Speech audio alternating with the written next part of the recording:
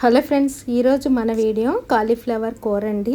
ఈ కాలీఫ్లవర్ కూర ఈ వీడియోలో నేను చూపించినట్టుగా చేసామంటే కూర అయితే చాలా అద్భుతంగా ఉంటుందండి. అయితే ఈ కూర కోసం ముందుగా మనము ఒక కాలీఫ్లవర్ని అయితే తీసుకోవాలండి. అయితే అది ఫ్రెష్గా ఉండి ఎక్కడ మచ్చలు లేనటువంటిది అయితే చాలా మంచిదండి.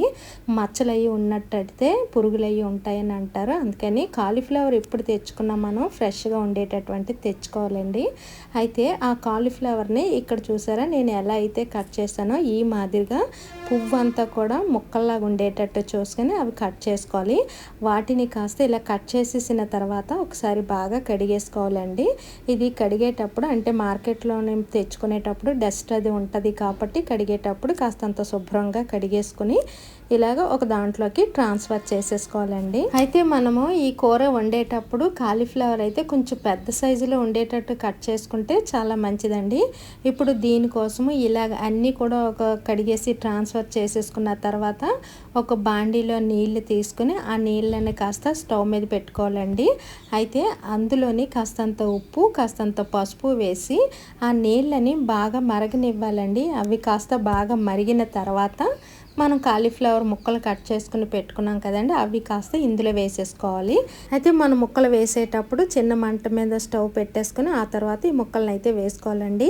వేడిగా మరిగిన నీళ్ళు కదండి, చేతి మీదకి అయ్యి తుల్లుతాయి. ఆ తర్వాత ఇది 2 నిమిషాల పాటు ఉడికిన తర్వాత వీటిని అయితే పక్కకి తీసేసుకుని ట్రాన్స్ఫర్ చేసేసుకోవాలండి. ఎక్కువసేపు ఉడకనివ్వకూడదు, 2 నిమిషాలు అయితే సరిపోతుంది. ఈ వాటర్ బాగా మరుగుతూ ఉన్నప్పుడు వేసుకున్నామంటే అలా వేసినప్పుడు 2 నిమిషాలు ఉడికించుకుంటే సరిపోతుంది. ఇలాగ వీటిని అన్నింటిని కూడా వేరే దాంట్లో ట్రాన్స్ఫర్ చేసేసుకున్న తర్వాత ఇప్పుడు మనం కూరను అయితే వండుకోవాలండి. అయితే ఇప్పుడు కూరను అయితే వండుదామండి. దీనికోసమని ఒక కళాయి తీసుకొని స్టవ్ వెలిగించుకొని దాని మీద పెట్టుకొని అందులో కొద్దిగా ఆయిల్ వేసుకొని ముందుగా కొద్దిగా జీలకర్ర, కొన్ని పచ్చిమిర్చి, కొద్దిగా కరివేపాకు వేసుకొని ఇది కాస్త దోరగా వేగనివ్వాలండి. ఇది కాస్త దోరగా వేగిందనగా ఆ తర్వాత సన్నగా తరిగిన చిన్న ముక్కలు ఒక 3-4 ఉల్లిపాయ ముక్కలను అయితే ఇలా కట్ చేసుకుని వేసుకోవాలండి.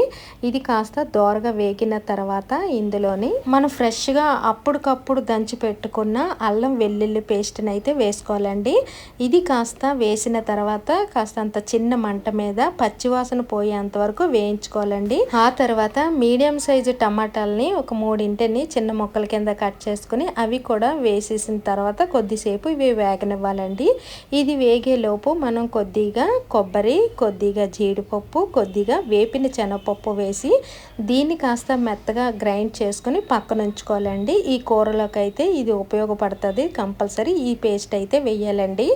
ఇది కాస్త పక్కన పెట్టేసుకున్న తర్వాత మనం ఇవి బాగా వేగిపోయి మెత్తబడిపోయింది అనగా టమాటా ముక్కలు అన్నీ కూడా ఇప్పుడు ఇందులో కొద్దిగా పసుపు, కొద్దిగా ఉప్పు, కొద్దిగా కారము, కొద్దిగా ధనియాల పొడి, కొద్దిగా జీలకర్ర పొడి వేసిన తర్వాత ఇది కాస్త బాగా కలిసేటట్టు ఎక్కడ అడుగు పట్టకుండా చిన్న మంట మీద పెట్టుకుంటూ ఇది కాస్త ఒక 2 నిమిషాల పాటు వేయించుకోవాలండి. ఆ తర్వాత మనం మిక్సీ పట్టిన పేస్ట్ ఉంది కదా, ఆ పేస్ట్ని కాస్త ఇందులో వేసేసుకొని ఒక 2 నిమిషాల పాటు చిన్న మంట మీదే ఇలా వేయించుకోవాలండి. ఇది బాగా కలుపుతూ మనం వేయించుకున్నామంటే కూర అన్నది ఈ పేస్ట్తోనే టేస్ట్ అన్నది చాలా అద్భుతంగా ఉంటుందండి. ఇప్పుడు ఇదంతా బాగా కలిసిపోయిన తర్వాత మనం వాటర్లోని బాయిల్ చేసి పెట్టుకున్న ఈ కాలీఫ్లవర్ ముక్కలను అయితే వేసేసుకోవాలండి. ఇది కాస్త వేసేసిన తర్వాత బాగా కలుపుకోవాలి కింద నుంచి మీద వరకు కూడా.